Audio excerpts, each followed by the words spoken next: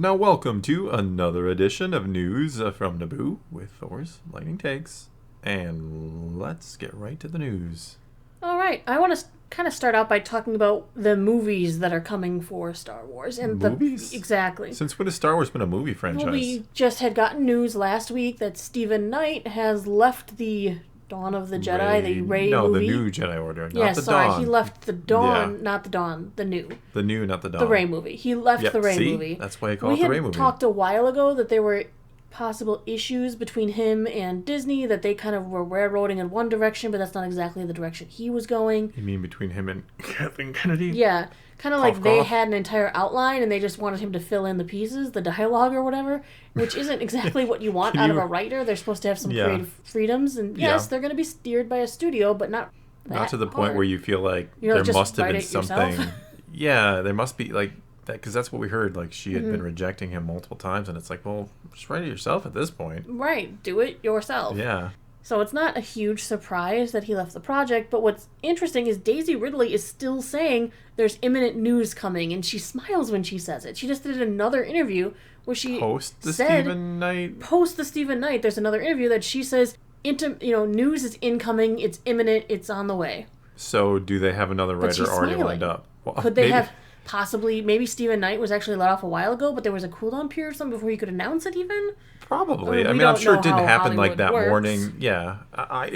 They probably already have him replaced, and maybe they actually have a script from the new maybe this has been like months in the making. Or we don't know. Maybe there was more than one writer. Maybe more than one writer were Kathleen working on the Kennedy script probably at the time. has like about 20 of them trying to get the perfect script. Oh, God. Don't even it's joke already about done. that. It's finished. The Rey movie has enough stacked against it. Kamir's going to show up and he will now seduce Rey. Oh, jeez. I'm kidding. He'd be really old. I think I'd be oddly for that. I don't know. I think I could get into that. Like ancient Kamir who learned the secrets of immortality from Plagueis. And could you imagine how much that would be hated if he was like greater than Plagueis? He taught Plagueis. See, that's why Plagueis was there. He's like, he was around before Plagueis. Yeah. Plagueis was his student. I'm obviously kidding. Next, kind of continuing to relate to the movie news, we had heard a rumor that perhaps Dawn of the Jedi would be taking the date that was originally set aside for the Rey movie. This is a loose rumor that's just kind of been floating around, partially because, of course, we've heard the Rey movie has been having trouble. But now we're kind of getting an update from James Mangold and how his project is coming along. Very curious, because he was the one who did Indiana Jones and the Dial of Destiny, and there was a lot of speculation that he would be axed from that project after costing Lucasfilm a couple $100 million. But hey.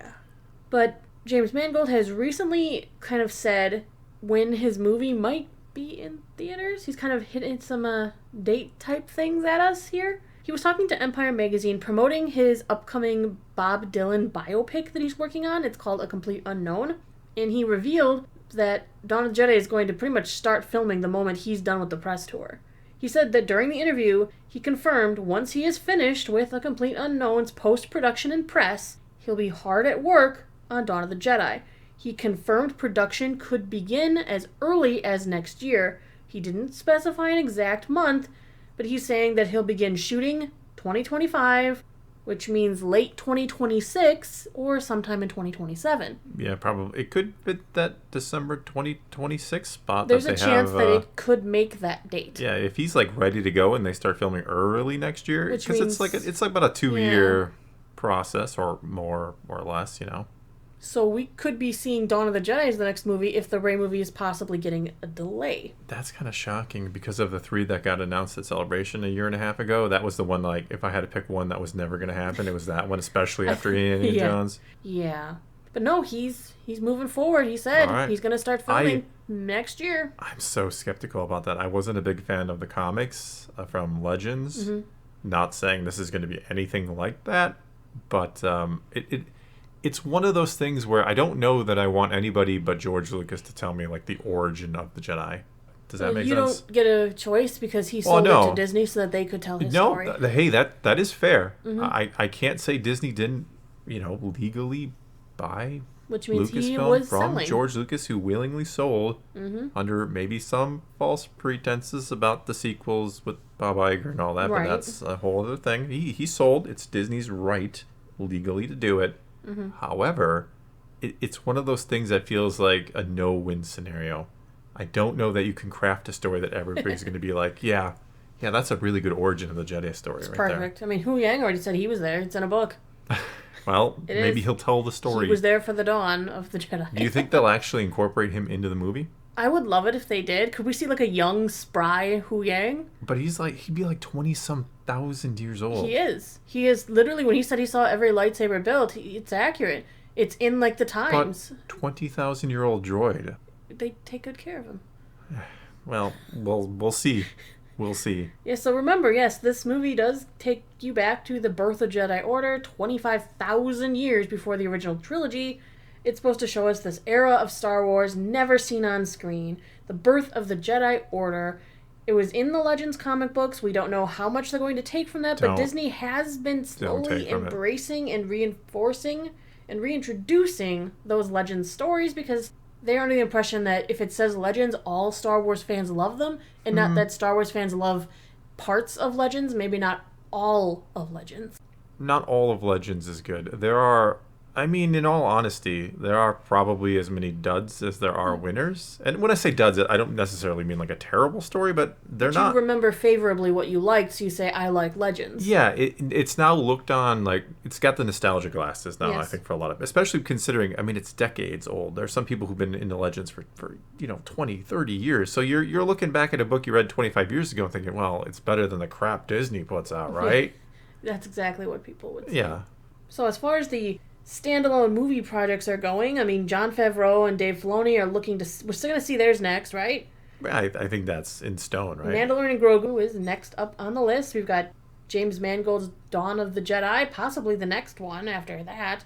And we've got Charmin Oday-Chinoy's Rey, New Jedi Order. Those are the confirmed projects. We still have heard rumors of Donald Glover's Lando movie that he's working on with his brother. Well, don't forget the Filoni movie, too, even though we haven't heard Filoni anything solo about movie? that. Yeah. We've got the Taika Waititi something, the Patty Jenkins Rogue Squadron. I think both of those. I think there's a better chance to get the Patty Jenkins than the Taika, but that's just my... Taika's made a lot of flubs in Marvel. It's not even that he's made a lot of... especially. Well, yeah, he really... Love and Thunder was... Oh, if Ragnarok was one thing, you don't take Ragnarok and give it a bunch of illegal substances and say, keep going. Yeah, you don't go harder. I think Ragnarok was like don't go the quoting limit. Robert Downey Jr. I'm not saying it because YouTube doesn't like it. But everyone knows the Yes. Tropic Thunder quote. Yes, the Tropic Thunder, Robert Downey, one of the very famous ones. One of them, yes. Yes, you never go full. Is all. You don't even have to go that far. Everyone knows. Everyone knows, but just in case you don't, you could probably type those words into Google and you'll get, if you've never seen Tropic Thunder and never heard the quote. That's what Taika Waititi did to Love and Thunder. He did go full. He went full. He went full. Yep. He took his foot off the brakes and said, "Let's go." Yep, all gas, and no I don't brakes. want him to do that to Star Wars. No, I Star Wars doesn't need any more duds. Star Wars is due for success. Star Wars We're due for a win. The Mando and Grogu movie needs to be a win, and I think Andor Season 2 is going to be a win. Skeleton Crew, I hope, is at the very least like a break even, where it's like, okay, I think it's going to be a break even. I think it's going to be a break even, or I hope, and so everybody's gonna be like, okay, Skeleton Crew was what it was. Andor Season 2 is great. Yep. And then we will have Mando and Grogu movie. Mando if that's and Grogu, great, I still think can be a success because while they're using the new era, they're banking on we're going after Imperial remnants. Yeah, because that always works. We're going back to the Empire, so that's going to be a good adventure. I think it's going to be a good, fun adventure movie. Again, not your most profound Star Wars story, but it doesn't. I mean, it is what it is. A New Hope was a singular adventure story. It was, yeah.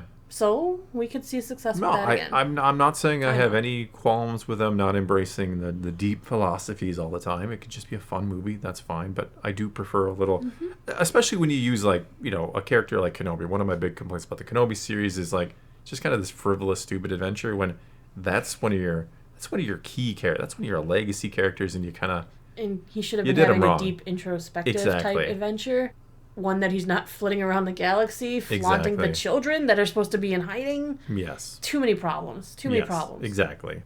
Plus, now we have to know that Reva's out there somewhere and might suspect Vader's kids are about. It's just like, why would you open these can of worms? And it's like, why? Why would you? So now we don't have this closure because we know Reva's around somewhere and Vader would maybe find her or hunt her down. But we know he can't because he has no clue Luke is his son until until she tells him. Well, actually, if you go by the comics, he starts to figure it out. Yeah, I know. In the comics, he post New figures Hope. those breadcrumbs. It kind of shows him along the lines of figuring things out, which is okay. Yeah, it is what it is. Yeah. Mm-hmm. And I think that is going to be what it is this time. So now it is your turn. Take to the comments below. Tell us what you think about any and all of today's news. And let's talk some Star Wars. And so until next time, thanks for watching.